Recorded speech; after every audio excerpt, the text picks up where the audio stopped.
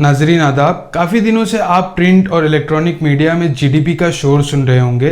2014 से हमारे मुल्क का जीडीपी यानी ग्रॉस डोमेस्टिक प्रोडक्ट मुसलसल गिरता जा रहा है। पिछले साल सरकार ने ऐलान किया था कि 2024 तक भारत की जीडीपी $5 ट्रिलियन तक पहुंच जाएगी, लेकिन जून तक की सहमाई में हमारे मुल्क की जीडीपी मार्च की सहमाई के रिकॉर्ड के हिसाब से 23.9% तक गिर चुकी है, जिसे एक्ट ऑफ गॉड कहकर सारा इल्जाम खुदा पर डाल दिया गया है।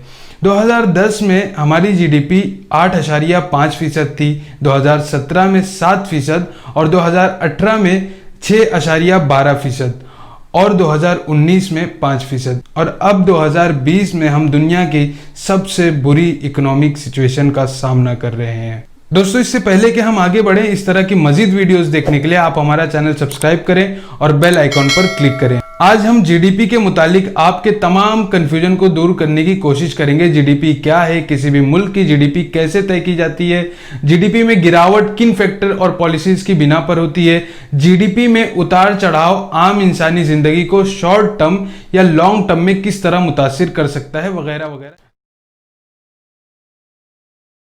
जीडीपी का full form gross domestic product है। इसकी डेफिनेशन ये की जाती है कि it is the value of all final goods and services produced with in a country in each year, यानी किसी भी मुल्क में एक साल के दौरान माल की पैदावार और फराहम की जाने वाली खिदमात की कुल मालियत। और आसान लफ्जों में कहें तो किसी खास मुल्क की अर्थव्यवस्था को एक खास वक्त के अंदर अंदर फ्रिक्वेंटली चेक करने का नाम जीडीपी है। आप जानते हैं कि किसी भी चीज को नापने के लिए कोई खास यूनिट ऑफ मेजरमेंट का इस्तेमाल होता है, जैसे लोहा किलोग्राम में, पानी लीटर और कपड़ा मीटर, आवाज डिसिबल और हवा नोट्स वगैरह में नापे जाते हैं।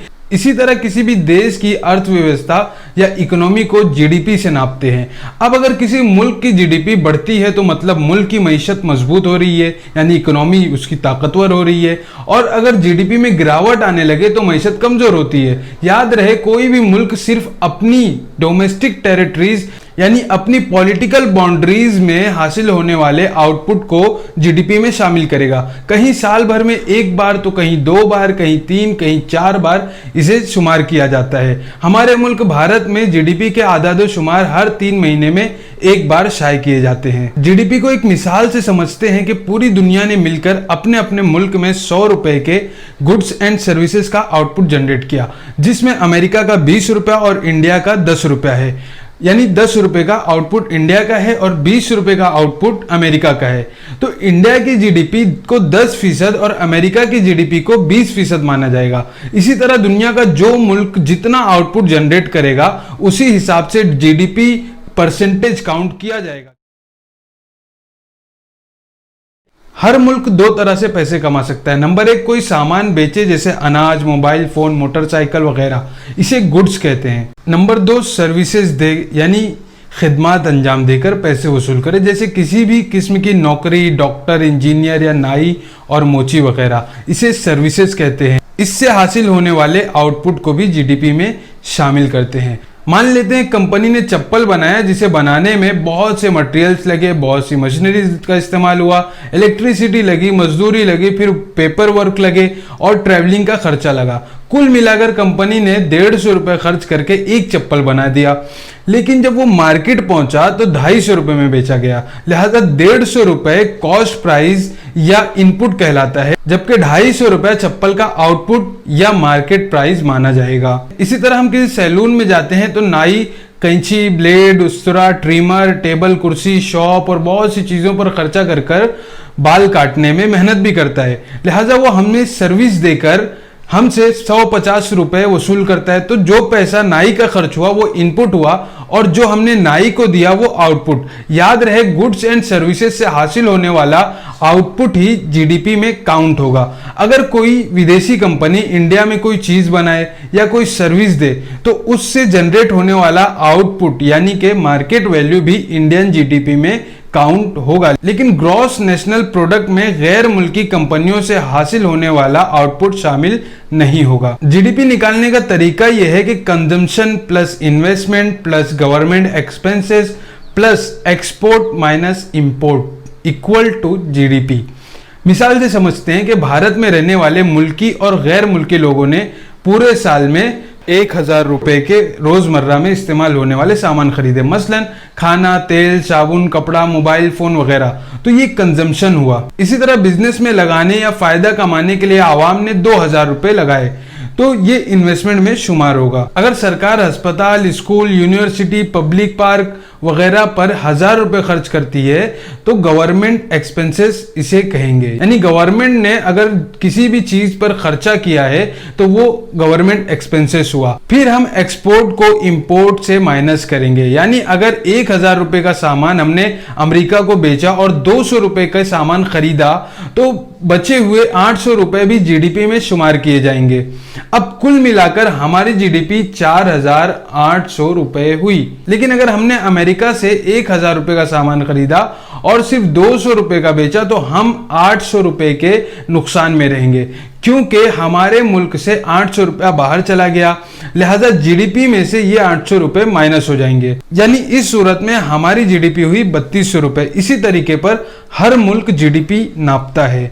ये एक छोटी सी मिसाल थी ताकि आप समझ सकें। याद रहे, जीडीपी के अलावा देश की असल मालियत जीएनपी यानी ग्रॉस नेशनल प्रोडक्ट और एनएनपी यानी नेट नेशनल प्रोडक्ट से वाज़ेह की जाती है। इसके अलावा परचेसिंग पावर पैरिटी, जिसको पीपीपी भी कहते हैं, वो भी अहमियत रखती है। जीएनआई यानी ग्रॉस नेशनल इनकम से भी मुल्क की आमदनी का पता लगाया जाता है। लेकिन इन सब को नापने से पहले जीडीपी नापी जाती है, क्योंकि इसी के जरिए मईशत के तमाम आदाद शुमार मालूम किए जाते हैं। चूंकि हर मुल्क की करेंसी छोटी बड़ी होती है, इसलिए वर्ल्ड वाइड इसे कॉमन करेंसी यानी डॉलर के जरिए नापा जाता है। अब हर साल महंगाई बढ़ती या कम होती है, लिहाजा पहले नॉमिनल जीडीपी निकाली जाती है, फिर रियल जीडीपी को शुमार किया जाता है। मईशत को दो हिस्सों में तकसीम किया गया है। पहला माइक्रो इकोनॉमी यानी इनफरादी या चंद मखसूस किस्म के कुछ आदाद शुमार। दूसरा मैक्रो इकोनॉमिक यानी इज्तिमाई या मुल्की एतबार से मईशत के आदाद शुमार। हर मुल्क में कुछ लोग मैन्युफैक्चरिंग करते हैं और कुछ लोग सर्विस प्रोवाइड करते हैं। इसमें भी अक्सर लोग बहुत छोटे पैमाने पर ये काम करते हैं। कुछ फेरी लगाते हैं, छोटी मोटी दुकान चलाते हैं या उसमें काम करते हैं, मिस्त्री या नाई पेशा अख्तियार कर लेते हैं, या फिर हाथों से या छोटी मोटी मशीनों से कोई सामान बनाकर बेचते हैं। कुछ लोग थोड़ी अच्छी सी दुकान खोल लेते हैं या किसी मॉल में 1-2 शोरूम डाल लेते हैं। कोई जूता चप्पल बनाने की फैक्ट्री डाल देते हैं। होटल वगैरह को 3 स्टार या 5 स्टार बनाकर ब्रांचेस खोल लेते हैं। छोटे बड़े मेकअप के ब्यूटी पार्लर या सेंटर्स खोल लेते हैं, जिम खोल देते हैं। जबकि कुछ लोग बड़ी बड़ी कंपनियां खोलते हैं, जैसे टाटा, मारुति, महिंद्रा, सिप्ला या इस तरह की बहुत सारी और कंपनियां हैं। ये सारी बड़ी कंपनियां मुल्की या गैर मुल्की पैमाने पर होती हैं। इनमें से कुछ सर्विस भी प्रोवाइड करती हैं, कुछ गुड्स एंड सर्विसेज दोनों प्रोवाइड करती हैं। मसलन जो सर्विस प्रोवाइड करती हैं वो इंटरनेट या कॉलिंग सर्विसेज जैसे जियो, अमेजॉन, पेटीएम, एयरटेल, वोडाफोन वगैरह। बुनियादी तौर पर इन तमाम इदारों को 2 हिस्सों में तकसीम किया गया है। पहला एमएसएमईज, दूसरा लार्ज स्किल इंडस्ट्रीज। जितने भी स्मॉल, माइक्रो या मीडियम इदारे होते हैं उन्हें एमएसएमईज में शुमार किया जाता है, और जो बहुत बड़ी कंपनियां होती हैं उन्हें लार्ज स्किल इंडस्ट्री में शुमार किया जाता है। किसी भी मुल्क में कंपनी का स्टैंडर्ड वहां के स्टाफ के हिसाब से तय किया जाता है, या कहीं इन्वेस्टमेंट के हिसाब से और कहीं सालाना टर्नओवर के हिसाब से उसे कैटेगराइज किया जाता है। इसे कैटेगराइज करने का मकसद मुख्तलिफ किस्म की कंपनियों पर मुख्तलिफ किस्म के कवानीन और उसूल व ज़वाबित नाफिज करना होता है, और टैक्स रेट भी इसी बुनियाद पर तय किए जाते हैं। याद रहे, किसी भी मुल्क की एमएसएमईज ही मईशत की रीढ़ की हड्डी होती है, क्योंकि यही लोग मुल्क में ज़्यादा से ज़्यादा नौकरियां पैदा करते हैं और छोटे छोटे पैमानों पर कारखाने खोलकर मुख्तलिफ किस्म की चीज़ें बनाते हैं, जिन्हें मुल्क भर में इस्तेमाल किया जाता है, मजीद एक्सपोर्ट भी किया जाता है। इसीलिए जो मुल्क तरक्की करना चाहता है उसके लिए ज़रूरी है कि वो एमएसएमईज को खूब बढ़ावा दे। सरकारी अंदाजे के मुताबिक हमारे मुल्क में माइक्रो एंटरप्राइजेस की तादाद 63.0 मिलियन है और 3,30,000 स्मॉल जबकि 5,000 मीडियम एंटरप्राइजेस है। जो कुछ सामान हमारे मुल्क से दूसरे मुल्क एक्सपोर्ट किया जाता है उसमें 50% से ज़्यादा इन्हीं एमएसएमईज के जरिए बनाए गए सामान होते हैं। 50 से 55% से ज़्यादा एम्प्लॉयमेंट जनरेट करने वाले यही एमएसएमईज हैं, और मुल्क की जीडीपी में 29% योगदान इन्हीं का है। 2019 जुलाई में वादा किया गया था कि इन्हें इतना मजबूत बनाया जाएगा कि भारतीय जीडीपी में इनका 50% से ज्यादा योगदान होगा। ये अलग बात है कि अब हमारी मईशत तबाह हो चुकी है क्योंकि छोटे कारोबारी मुकम्मल तौर पर ढह गए हैं।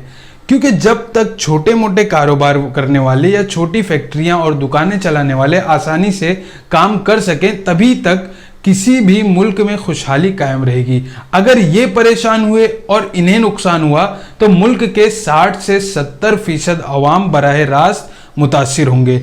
अगर ये अपनी फैक्ट्रियां बंद करने पर मजबूर हुए या अपनी दुकानों को शटडाउन या उस पर ताले लगाने पर मजबूर हुए या उन्हें नुकसान का सामना करना पड़ा तो सबसे पहले नए लोग बिजनेस में इन्वेस्ट करना बंद कर देंगे और जिन्हें नुकसान हुआ है वो अपनी दुकानें बंद कर देंगे। लिहाजा अनएम्प्लॉयमेंट का बहरान आएगा जिससे दीगर लोग अपना खर्च कम करने लगेंगे। पैसों की कमी कंजम्पशन को कम कर देगी। इससे नुकसान तो एमएसएमई का होगा और जब उन्हें नुकसान होगा तो फिर प्रोडक्शन में कमी आ जाएगी और इससे मुल्क भर में महंगाई का तूफान आ जाएगा। एक्सपोर्ट में फितरी तौर पर कमी आएगी और ऐसे में जितने टैक्सेस जमा होने चाहिए नहीं हो सकेंगे क्योंकि ना प्रोडक्शन होगा और ना ही सेल्स। लिहाजा खुद सरकारी खजाना भी खाली होने लगेगा जिससे सरकार किसी भी रिफाही काम या डेवलपमेंट पर खर्च नहीं कर सकेगी बल्कि सरकार को हर चीज बड़े बड़े इंडस्ट्रियलिस्ट को बेचना पड़ेगी। ऐसे में जो बड़े बड़े इंडस्ट्रियलिस्ट हैं वो पूरे मुल्क पर काबिज हो जाएंगे और आवाम सिर्फ उनके गुलाम बनकर रह जाएंगे। या सरकार महंगाई बढ़ा देगी, कभी पेट्रोल पर कभी डीजल पर 4 गुना 5 गुना और 10 गुना तक महंगाई बढ़ सकती है।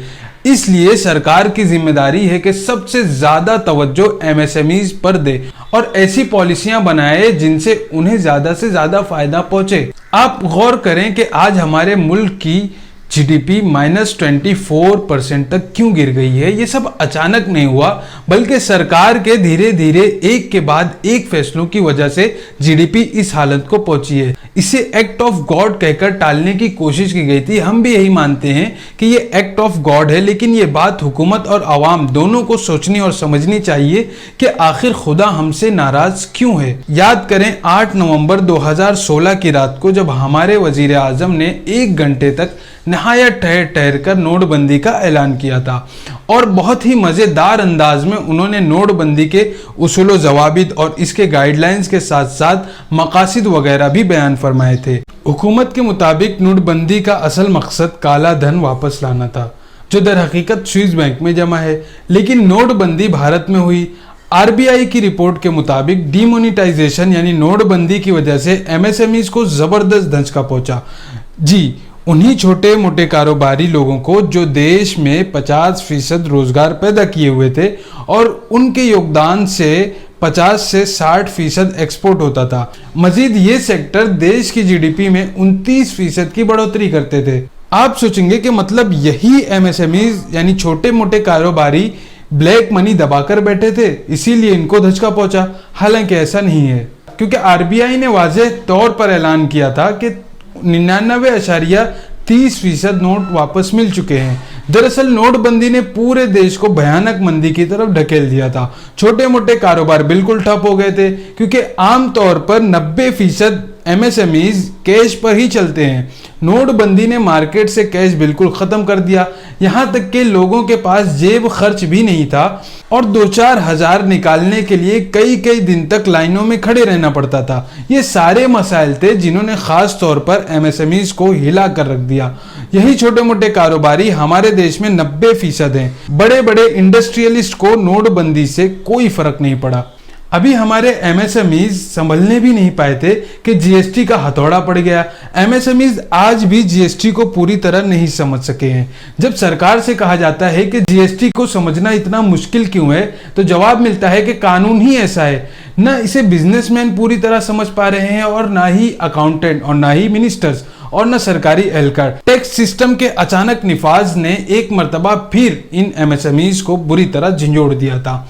इसके रजिस्ट्रेशन पर कई लाख करोड़ रुपए आवाम ने खर्च किए, महंगे महंगे सॉफ्टवेयर खरीदने पड़े, लेकिन जब तक वो संभल पाते बहुत देर हो चुकी थी क्योंकि हर तरह के रॉ मटेरियल्स और फाइनल गुड्स बिना जीएसटी नंबर के भेजना गैर कानूनी था। लिहाजा जीएसटी के निफाज के बाद एमएसएमईज को एक और धचका पहुंचा। जीएसटी के निफाज के बाद रजिस्ट्रेशन कराने में ही इतना वक्त लग गया कि बिजनेस चेन टूट गया और रोलिंग अमाउंट यानी कि कैपिटल जो था वो खत्म हो गया। साल 2017 में ही एसबीआई ने अपनी रिपोर्ट में जीएसटी की वजह से जीडीपी पर पड़ने वाले बुरे असरात की निशानदेही की थी। दिन ब दिन अचानक से नाफिज की जाने वाली नई नई पॉलिसीज की वजह से मार्केट में कैश क्रंच पैदा हुआ।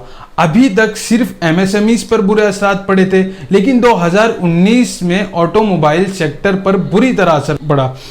इस साल आम गाड़ियों की बिक्री में 18% तक कमी वाक़ई हुई। मजीद कमर्शियल व्हीकल की सेलिंग में 27% और हैवी व्हीकल की खरीदारी में 40% गिरावट रिकॉर्ड की गई। जाहिर है कि जब मार्केट में पैसा है ही नहीं तो लोग गाड़ियां कैसे खरीदेंगे।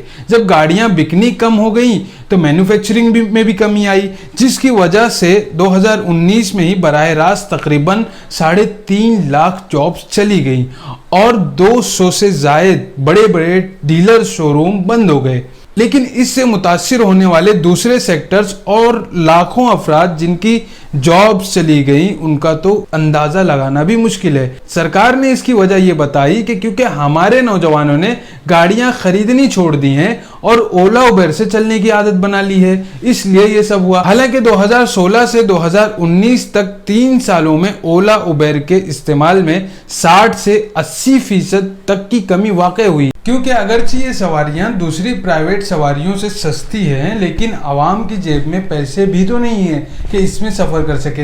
अगर आरबीआई की माने तो पेट्रोल डीजल की कीमतों में इजाफों की वजह से भी ऑटोमोबाइल सेक्टर बुरी तरह मुतासिर हुए हैं। सुप्रीम कोर्ट ने अक्टूबर 2018 को ही ऐलान कर दिया था कि BS4 इंजन वाली गाड़ियां मार्च 2020 के बाद नहीं बेची जा सकेंगी, क्योंकि इनकी जगह BS6 को जरूरी करार दिया जाएगा। मुमकिन है कि बहुत से लोगों ने ये सोचना शुरू कर दिया हो कि जब BS6 आ जाएगा तो अभी से BS4 गाड़ियां खरीदने का क्या फायदा। इस वजह से भी ऑटोमोबाइल सेक्टर तबाही के दहाने पर पहुंच गए हैं। गौर करें कि जब हमारा ऑटोमोबाइल सेक्टर मुतासिर हुआ तो फिर कितने भयानक नतीजे सामने आए। इसी तरह प्लास्टिक और लेदर लूम वगैरह के सिलसिले में बनाए गए नए नए उसूल ने उन्हें बुरी तरह मुतासिर किया, जिनसे लाखों लोगों के रोजगार छिन गए। क्योंकि जब कोई हुकूमत बिजनेस पर तवज्जो नहीं देती तभी माशी मसाइल पैदा होते हैं। आप अंदाजा करें कि स्टैचू ऑफ यूनिटी पर 3000 करोड़ खर्च किए गए। इसी तरह नोटबंदी के मौके पर आरबीआई ने 8000 करोड़ रुपए खर्च करके नए नोट छापे, जबकि नोटबंदी से पहले 2015 में 3421 करोड़ के नोट छापे गए थे, लेकिन नोटबंदी के बाद वो सब के सब जाय हो गए। न्यूज पोर्टल इकोनॉमिक्स टाइम के मुताबिक हिंदुस्तान का इलेक्शन सिस्टम दुनिया का सबसे महंगा तरीन इलेक्शन होता है। 2014 के इलेक्शन में तकरीबन $7 बिलियन यानी लगभग 51,000 करोड़ रुपए खर्च किए गए। 120 मिलियन रुपया सिर्फ जाली कैंडिडेट खड़े करने पर खर्च किए गए। सरकारी इदारे आरटीआई के मुताबिक रूलिंग पार्टी ने 4300 करोड़ रुपए सिर्फ पब्लिसिटी पर खर्च किया। 2014-15 में 5200 करोड़ रुपए एडवर्टाइजिंग पर खर्च किए गए, जबकि रोजाना सरकार 1 करोड़ रुपए से ज्यादा फेसबुक एड पर खर्च करती है। मन की बात प्रोग्राम की एडवर्टाइजिंग पर 2015 में ही 8 करोड़ 60 लाख रुपए खर्च हुए थे, जबकि ये सिलसिला अभी तक जारी है। हमारे वजीर आजम ने 2018 तक 92 मुल्कों का दौरा किया, जिसमें 2000 करोड़ रुपए से ज्यादा खर्च हुए। इन जैसी बहुत सी चीजों पर खरबों रुपए खर्च करने के बाद जब हमारी सरकार का खजाना खाली हुआ तो सरकार ने आरबीआई के रिजर्व खाते से 1,76,000 करोड़ रुपए ले लिए। ये पैसा उस वक्त के लिए बचा कर रखा गया था जब कोई आफत वगैरह आए, ताकि इस मुल्क की इकोनॉमी को सहारा दिया जा सके। लेकिन कोरोना काल से पहले ही ये पैसा निकाल लिया गया था, लिहाजा जब आफत आई तो हमारे पास इससे निपटने के लिए कोई ऑप्शन नहीं था सिवाय इसके कि हम चाइना लेड बैंक से तकरीबन $5 बिलियन कर्ज ले बैठे। इसके अलावा हमारे पास कोई चांस नहीं था, कोई हमारे पास ऑप्शन नहीं था। लिहाजा देखते ही देखते हमारे देश में कोरोना से मुतासिर लोगों की तादाद कई लाख हो गई, यानी कि अब हमारा देश दुनिया के सबसे ज्यादा कोरोना फैलने वाले देश में शामिल हो चुका है, जबकि हमारी जीडीपी गिर गई है। इसकी बड़ी वजह लॉकडाउन भी है, क्योंकि इसकी वजह से पूरा मुल्क ठप पड़ गया और अब हम दुनिया की सबसे कमजोर माशी हालत का सामना कर रहे हैं। 2015 से अब तक भारत सरकार को कई बड़ी बड़ी सरकारी कंपनियां प्राइवेट कंपनियों के हाथों बेचना पड़ गई हैं, जिसमें बहुत से power plant, steel industry, Airways, railways और बहुत सारी चीजें थी, उन्हें बेचना पड़ गया और मजीद कई कंपनियों को बेचने की बारी आने वाली है। आपने देखा कि किस तरह हमारी मईशत तबाह हुई, लेकिन इस तबाहशुदा मईशत का असर एक आम इंसान की जिंदगी पर किस तरह पड़ सकता है, ये बात आपको जानना निहायत जरूरी है। अब जब हमारे देश में अवाम परेशान थे और उनके कारोबार ठप पड़ने लगे तो नौकरियां भी खत्म होने लगी। जब नौकरियां खत्म होने लगी तो लोगों के पास अच्छी जिंदगी गुजारने के लिए पैसे भी नहीं बचे, और जब पैसे नहीं बचे तो लोगों ने सामान खरीदने छोड़ दिए। लिहाजा जब पैसे नहीं बचे तो चीजें बिकना बंद हो गई, और जब चीजें बिकना बंद हो गई तो कंपनियां भी बंद होनी शुरू हुई, जिसके नतीजे में टैक्स की वसूली भी कम हो गई और अनएम्प्लॉयमेंट भी बढ़ गया। लिहाजा सरकार ने सरकारी कंपनियां बेचना शुरू कर दी। अब हम भारी पैमाने पर एक्सपोर्ट भी नहीं कर पाते, जिसकी वजह से हमारा इंपोर्ट बढ़ गया और जीडीपी में गिरावट शुरू हो गई। मार्च में लगे लॉकडाउन के सबब 12 करोड़ लोगों से ज्यादा आवाम की नौकरियां चली गई। 66 लाख व्हाइट कॉलर जॉब, जिसमें डॉक्टर, इंजीनियर, बड़े बड़े टीचर्स वगैरह थे, उनकी नौकरियां चली गई। हालांकि कई करोड़ लोग पहले ही जॉबलेस थे। मजीद जुलाई में फिर 50 लाख लोग जॉब से महरूम हो गए, जबकि 95% लोगों के कारोबार ठप हो गए। जाहिर सी बात है इन सब का असर जीडीपी पर ही पड़ेगा, और जीडीपी तबाह होगी तो मुल्क भी तबाह होगा, अवाम भी इस चक्की में पिसते रहेंगे। एक बात काबिले गौर है कि बहुत सारे अखबारात ने कहा है कि शेड्यूल कास्ट के लोगों की नौकरियां ज्यादा गई हैं बमुकाबले अपर कास्ट लोगों के। कुछ लोग अभी इससे मुतासिर हुए हैं, कुछ लोग थोड़े दिन बाद। अगर हालात में सुधार नहीं आता तो जरूर इस भयानक मंदी में मुल्क का हर शहरी जकड़ा हुआ होगा। इसलिए अब इस बात का डर जाहिर किया जा रहा है कि हालात ऐसे ही रहे तो हुकूमत फाइनेंशियल इमरजेंसी नाफिज कर सकती है, जिसके सबब सरकार गैर मुअय्यना मुद्दत तक आवाम से बगैर तनख्वाह या कम तनख्वाह पर काम ले सकती है। आपके बैंकों में जमा पैसों को सरकार मुल्की मईशत की बहाली के लिए बगैर इजाज़त इस्तेमाल भी कर सकती है, पेंशन रोक सकती है और सरकारी इदारों के खर्च में कटौती कर सकती है, या दी जाने वाली सब्सिडीज को भी रोका जा सकता है, जबकि टैक्स सिस्टम में बढ़ोतरी की जा सकती है। और भी इस तरह की बहुत से एक्शंस लेने का सरकार को राइट हासिल हो जाएगा। याद रहे जून 2017 में सरकार ने FRDI बिल यानी financial resolution and deposit insurance bill pass किया था, जिसके सबब वैसे भी आवाम के पैसों को बहुत सारे खतरात लाक हो सकते हैं। ये इस तरह के डर लोगों ने जाहिर किए थे। बहरहाल दोस्तों, इस वक्त मुल्क के हालात इंतहाई ख़राब हैं और मज़ीद ख़राब हो सकते हैं, लेकिन आपसे दरख्वास्त है कि आप मीडिया की नमक मिर्च वाली खबरों का मज़ा लेते रहें। चीन, पाकिस्तान और दुनिया भर के जो हमारे एक्टर्स हैं उनकी ज़िंदगियों के बारे में, उनके बच्चों के बारे में उनकी खबरें एंजॉय कीजिए। बहरहाल नाजरीन, शुक्रिया। हम फिर जल्द ही मिलेंगे, जब तक के लिए इजाज़त दें।